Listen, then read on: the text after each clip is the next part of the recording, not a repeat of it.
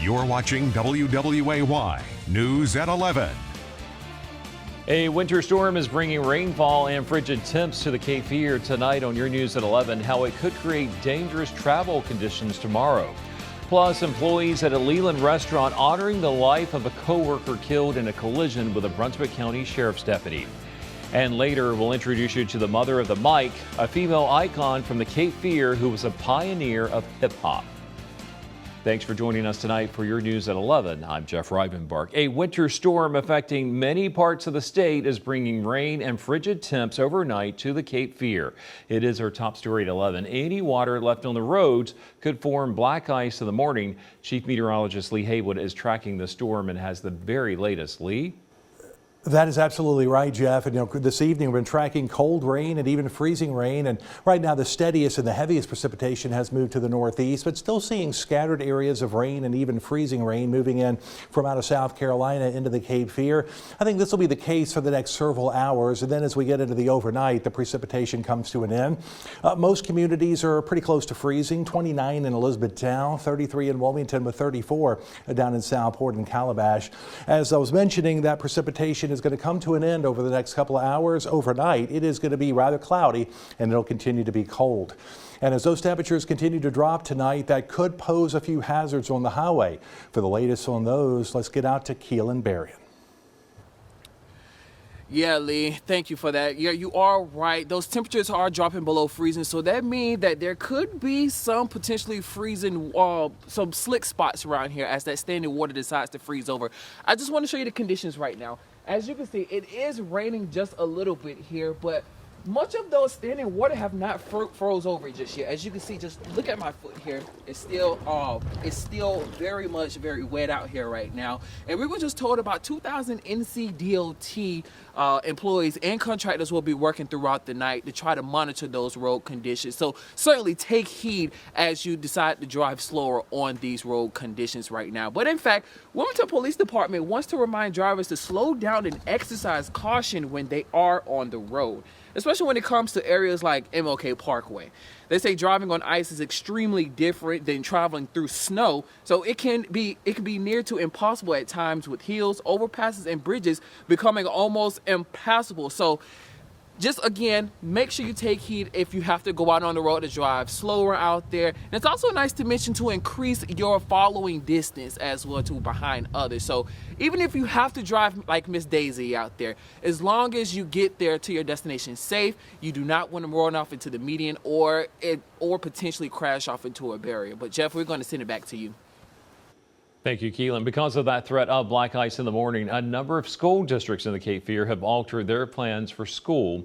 Whiteville City Schools will be closed tomorrow. Columbus County Schools let out early today and will also be closed tomorrow. Bladen County Schools were closed today and they will remain closed tomorrow. Brunswick, New Hanover, and Pender County Schools will move to remote learning tomorrow. At the collegiate level, Southeastern Community College will operate on a 3-hour delay tomorrow with classes starting at 11 in the morning. UNCW will remain closed until 12:30 tomorrow afternoon, and Brunswick Community College will remain closed until 2 o'clock in the afternoon as well. Since temperatures are dipping below freezing tonight and will remain that way for a few days, the warming shelter ILM is opening up for the 5th time this winter season at Grace United Methodist Church. As WWA's Connor Doherty reports, there's a new addition to the shelter that's meant to help people's health. The warming shelter will remain open through Saturday morning, marking a total of 34 days in operation. The number of people seeking refuge at the shelter nightly has also risen to more than 140. Shelter Director Meg McBride says the extended operation has had a positive impact on the shelter and its guests. We actually witnessed changes in people's demeanor the longer they stayed with us. We were able to actually connect 18 people to resources that broke their cycles of homelessness while they were staying with us. And I think that's only because we had developed trust and relationship. In an effort to enhance the experience, the shelter has introduced entertainment like live music. Some guests have even joined musicians in performing. But McBride says the most significant addition is an on-site community nurse. Nurse Marla Barthen says providing care and assistance to the shelter's guests has been a meaningful experience. Yeah, they were glad and grateful. There were hugs and tears. I was able to help out folks who needed to get hooked into Medicaid coverage or making sure that, that we're not overloading our hospital ER. Borthen says there will now be 3 on-site nurses at the shelter every night, including student nurses and other medical professionals to help support guests' healthcare needs. And that was Connor Doherty reporting. The church says volunteers are still needed to help break down the shelter Saturday morning. We have a sign-up link with this story on our website, wwaytv3.com. Employees at a restaurant in Leland are remembering their co-worker who died yesterday in a collision on Highway 17. Cora Cartrett was killed while heading to work at the Chick-fil-A location in Leland Town Center. According to the Highway Patrol, a Brunswick County Sheriff's deputy who was responding to a call from another officer collided with Cartrett's vehicle as she was turning left from Highway 17 onto Plouffe Road. A memorial honoring Cora is on display inside the restaurant. Tonight, the American flag in front of the restaurant flying at half-staff until the day of Cartrett's funeral, which has not been announced at this time. A petition with more than 1,000 signatures is circulating calling for more regulations on burning land to clear space for development. Petition creator Nicholas Newell is concerned about air quality and compares the pollution from the land burning practice to the so-called PFAS forever chemicals that were dumped in the Cape Fear. Sharing a photo of land clearing in Mallory Creek followed by air quality assessments, Newell suggests alternatives like selective clearing or on-site mulching could significantly improve air quality. While Newell isn't against development, he is calling for more responsible practices. Or I'm not saying stop building. I'm not saying you shouldn't be able to cut down a tree. I'm not saying you shouldn't be able to develop land. But if there are things that we can do that are alternatives that we know are better for the environment and better for our health, why would we not do that? State House Representative Deb Butler says she will bring Newell's petition and his proposed regulations to lawyers at the General Assembly. A store that has been part of the Mayfair Town Center community for more than 20 years will close its doors for the final time next month. The lease for Edwards Hallmark was not renewed. The store will continue operating with the merchandise it has left. To clear out excess inventory, the store is offering discounts up to 40% off. The final day of operations will be March 22nd with a special Customer Appreciation Day to mark the occasion. In Burgaw, you may soon notice something new on the grounds of the historic Pender County Courthouse. The Rotary Club of Burgaw donated $7,500 towards the county's purchase and installation of a new clock. Now, this is a picture showing where the clock will be placed. The new permanent feature on the courthouse square is part of a number of planned events this year, marking Pender County's 150th anniversary. Ahead on WWAY News at 11, with parts of the Cape Fear getting freezing rain, many other areas of the state are seeing sleet and snow. And we'll take you back to the earliest days of hip-hop culture and introduce you to a female artist from Wilmington who changed the game. And precipitation here will come to an end overnight. Tomorrow, the big story is the cold. Bundle up as you go about your daily activities. A lot of clouds in the morning, some clearing as we get into the afternoon, but only getting into the mid-30s on the coast, and perhaps an isolated and brief rain shower or snow shower is possible. It looks like a dry but cold weekend. More on that coming up. Now, here's Chief Meteorologist Lee Haywood with your Storm Track 3 forecast. It was a cold and messy day across the Cape Fear. All those clouds were in place. A couple of rain showers this morning, but then the rain and even areas of freezing rain arrived this afternoon through the evening. High temperature today was 44, but folks, that was closer to the midnight hours. Much of the day was in the 30s. Lowest temperature 32, and again, highest 44. Between 7 a.m. and 7 p.m., the highest temperature was 42. Our forecast during that period was 45, so we did verify today. Lower Cape Fear Life Care is a nonprofit for the month, and we are $120 in for them. And look at this, 38 degrees. That's all we're going to manage for the high temperature tomorrow. And it's going to be a pretty cold late week forecast, as by the time we get into Thursday night and Friday night, folks, we're talking about low temperatures way down into the low 20s. Right now it's 33 degrees. Some light rain is falling at the Wilmington International Airport. Wind is out of the north at 10 miles per hour, giving us a wind chill right now of 25 degrees. Bundle up if you have some overnight plans or you're heading out and about tomorrow. 29 currently in Elizabethtown, 31 Burgaw, low to mid 30s down along the Brunswick County coast. There have been areas that have seen some freezing rain accumulating ice today, and of course those were on some of the elevated surfaces. Have not gotten any major reports of any serious issues on the roadways.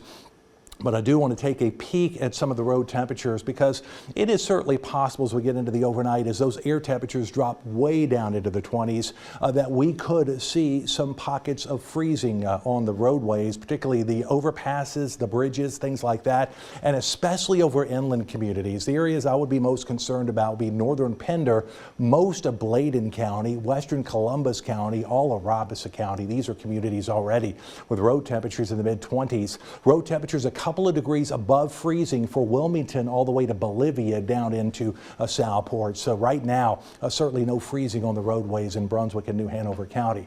Still holding on to some mixed precipitation. Some of this is freezing rain. Some of this is a cold rain. Perhaps there might be a couple of snowflakes mixed in on the far northern and western edge of this, but main snow today has been to our north. In southeastern Virginia, the Delmarva, even Raleigh got quite a bit of snow today, and it is snowing in the Greenville area now, and you can see that little sliver of freezing rain across eastern North Carolina. Most of this gets out of here over the next couple of hours. And that is because the low pressure exits the region. So we'll be watching this low pressure move further and further away, and that means that things should begin to improve overnight. Now we're going to be cold out there, middle and upper 20s for low temperatures, 25 Elizabethtown and Burgaw, Wilmington at 27, 29 in Southport. So even coastal areas are down below freezing tonight. That's scattered areas of rain and freezing rain coming to an end. We continue with a winter weather advisory through 10 o'clock tomorrow morning. That is for patchy areas of some ice that could cause some difficult travel at times. Just to use a lot of extra caution out there. Quick check of the Pinpoint Futurecast. Again, most of this wet weather getting out of here over the next couple of hours. As we get into tomorrow, wrap around from that area of low pressure perhaps could bring a spotty sprinkle, shower, maybe a flurry, but not going to amount to a whole lot. Otherwise, clouds giving way to some clearing during the day tomorrow. The temperatures will tumble tomorrow night into the low 20s. Wind chills by Friday morning as you step out the door could be near 10 degrees. Cold weather advisories could be in effect tomorrow night. So you get the idea. We're going to translate from this wetter pattern where we are seeing some freezing rain and some rain to more of a cold pattern where that's going to be the big story Friday into early Saturday, and then we'll start to moderate things nicely, Jeff, by the end of the weekend. We may be putting those thermals on and keeping them there for the next few days. For the next couple of days for sure, but hey, next week we got 60s back. No complaints with that. Thank you, Lee. While some areas of the Cape Fear had freezing rain tonight, other places across North Carolina saw snow earlier today. This is Haywood County in western North Carolina this morning. The National Weather Service says snow accumulations there could reach 3 inches or more depending on the area. Wind gusts were expected to reach 45 miles per hour. Snow and sleet also hit parts of central North Carolina. This footage captured by Jessica Tanner shows large snowflakes falling in the town of Carborough, northwest of Raleigh, where they had lots of accidents today. And in rural eastern North Carolina, the town of Williamston in Martin County had some snow accumulation today. Schools there were closed. This goes to show again just how widespread this winter storm is, hitting areas from the Appalachians all the way to the coastal regions of North Carolina. In other news, Black History Month is about remembering important events, places, and people, many who forged a path for others. As WWA's Keelan Berrien reports, one woman from Wilmington was a pioneer in the hip-hop culture, and she's considered the first ever female rapper. And there she goes, the mother of the mic.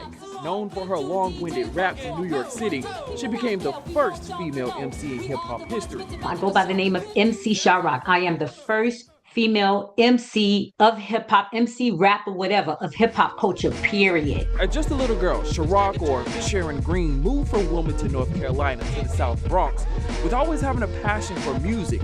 Sometimes showed the boys back in Wilmington her skills. My mom did was she kept me and my brothers and sisters into music. She would, sign us up for poetry slam classes. I would come back and just rap to the boys and all of that stuff. And my grandma was like, "You always in them boys' faces." And I said, "Well, Grandma, one time, I'm going to make you proud of me." And with that newly discovered skill, things took off for Green. Shine a light on her. Come on. Somebody shine a light on her. Her flow is the soundtrack of what we envisioned people said it wasn't going to be.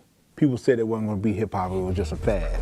She won rap competitions, later auditioned for a group called the Disco Brothers, which is where she got the name MC Sharrock from the group's manager, Jazzy D. Because my name is Sharon, the manager's like, look, you did good. We're gonna shorten your name and call you Sha for Sharon because you rocked it. So he gave me the name of Sha. I think she was a little bit ahead of them. Those guys were all lyricists, and so she was just as good or better than them. The group later became the Funky 4 plus one more, making Sharrock the first female to sign to a record label. And this is them on Saturday Night Live, also making the first hip-hop group to perform on national television. Debbie Harry, she could have chose anybody. She come from a rock band where she was the leader. And because me being a female, she said, look, we have similarities. So let's get the Funky 4 plus one to come on Saturday Night Live. You have people nowadays like Megan Thee Stallion, Nicki Minaj, Cardi B, what do you think Sexy about Red, Lotto, exactly. When they find out who I am, they show mad love and mad respect. Music is subjective to everyone. But I would say, 1 or 2 records, make something that has a message. Green paved the way for other female artists to flourish. So when you see other female rappers today, let's not forget who started it all, MC Sharrock. That was Keelan Berrien reporting. Sharrock will be traveling back to Wilmington March 1st to receive a Living Legends Award from the Commission of African American History. She'll be back again May 17th for a free concert. We will have all the details on our website. Coming up on your News at 11, local reaction to a new presidential executive order on in vitro fertilization at a major mix-up involving moms. There's new reaction to President Donald Trump issuing an executive action aimed at lowering the cost of in vitro fertilization, or IVF. The order says within 90 days, the Assistant to the President for Domestic Policy must provide a list of policy recommendations on how to protect access and reduce the cost of IVF. IVF costs currently range from $12,000 to more than $40,000. According to the Department of Health and Human Services, more than 85,000 infants were born as a result of IVF in 2021. Dr. Donna Sesham with Wilmington Fertility Center says the executive order is a step in the right direction. It's not just for those people who have infertility. Some people are opting for IVF for genetic disorders, and those are expanding as options for patients. There are also patients that have procedures prior to cancer treatment. And so that may be their only option. President Trump has also said he'd like to require insurance companies to pay the cost of IVF, but that is not part of this executive action. And we're asking tonight, have you or anyone you know used IVF? 58% say yes, 42% say no. Thanks to everyone who's voted this evening. If you'd like to weigh in, just scan the QR code on the top of your screen or head to our website. In Georgia, a woman is suing a fertility clinic after an IVF mix-up allegedly led to staff implanting the wrong embryo and to her giving birth to another couple's biological child. And after raising him for 5 months, she was forced to give him up. Juju Chang brings us a heartbreaking one-on-one with that mother. Tonight, a Georgia woman is suing her fertility clinic after a heartbreaking IVF mix-up. Christina Murray was implanted with the wrong embryo, only to later give up the 5-month-old baby boy she desperately loved. I was his whole world, and having to hand him to complete strangers. Christina, a former nurse, says she knew something was off the minute she saw her newborn. She and her sperm donor were white, but her baby was African American. My first thought was he's absolutely beautiful. He's gorgeous. And my second thought was, what happened? You knew? I knew immediately. I was hoping it was a mix-up in the sperm donor, and that he would be genetically somewhat mine. But my next thought was, if he is not mine and he's someone else's embryo, can he be taken? Immediately fear. Immediately fear. And a DNA test would confirm those fears. Probably one of the worst moments of my life. What little bit of hope I had that maybe it was the sperm and that he was mine was gone. Christina says the clinic found the biological parents, who were also clients. They sued her for custody, and Christina gave up the only son she'd ever known. I can distinctly remember walking out with an empty stroller, pushing an empty stroller back to my car. In a statement, Coastal Fertility Specialist says this was an isolated event with no further patients affected, adding the clinic deeply regrets the distress caused by an unprecedented error that resulted in an embryo transfer mix-up. That was Juju Chang reporting. While the clinic told Christina her embryos are accounted for, she's skeptical, and she's speaking out to warn other would-be parents about what she says are the perils of the IVF industry. Sports is next on WWAY News at 11. Brunswick Community College hosting the Mid-Eastern Conference semifinals tonight. Jake joins us next for a preview of Friday's championships.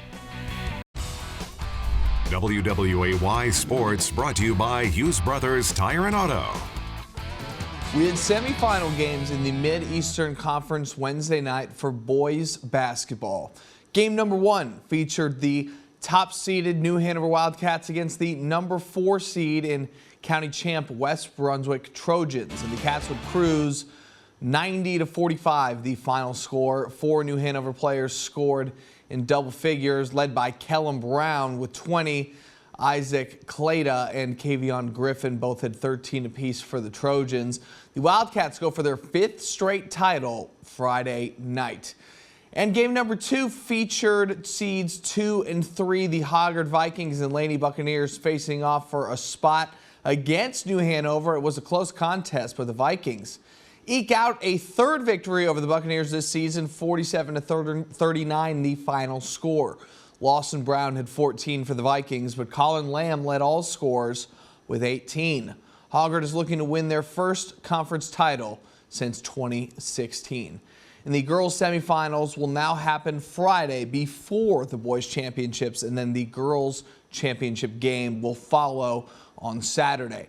And another Cape Fear High School head football coaching vacancy has been filled. The New Hanover Wildcats stayed in-house with their next hire. Wednesday morning, the school announced that John Fuller has been promoted to head coach. The App State alum has been with the Wildcat program for almost 2 decades, serving as the defensive coordinator for the previous 7 seasons. And he led the defense during the 2017 state championship season and routinely has the Wildcats ranked at or near the top statistically on that side of the ball. And that does it for sports. Back to you. Thanks, Jake. And it was a rough night for former Seahawk head basketball coach Kevin Keats, and the NC State Wolfpack were beat badly by the North Carolina Tar Heels in the Smith Center, 97-73. Carolina out-rebounded State by 19 in the contest. The Wolfpack have now lost 12 of their last 14 games. And our Sports Pulse question tonight, on a scale of 1 to 10, how confident are you Kevin Keats will remain the Wolfpack's head coach after taking the team on the Final Four run just a year ago? Right now, the average score is a 5. Thanks to everyone who's voted. If you'd like to vote, just scan the QR code on the top of your screen or head to our website. Back in the Cape Fear, we're in for a really cold night. Up next, Lee's back. He's tracking what to expect overnight and tomorrow morning after a whopping winter storm that's affected most of the state. There could be some slick spots as you head out the door tomorrow morning. Be careful out there. Cloudy skies, cold to begin the day. We're in the upper 20s, and we're only going to get into the upper 30s for the high temperature tomorrow afternoon. Mostly cloudy skies is pretty much the flavor of the forecast tomorrow. It'll be very cold tomorrow night, 21 for your low 40s Friday, and then gradually moderating temperatures, 50s this weekend, and we are in 60s for next week, Jeff. 60s sounds really good. 60s does sound good, but tomorrow morning, bundle up, be careful, particularly the sidewalks and maybe some ice on bridges and overpasses. We don't want you slipping and falling out there. All right, well, thanks for joining us tonight. Be sure to join Tamika, Matt, and Jason on Good Morning Carolina tomorrow morning starting at 5:30. Good night and be safe out there.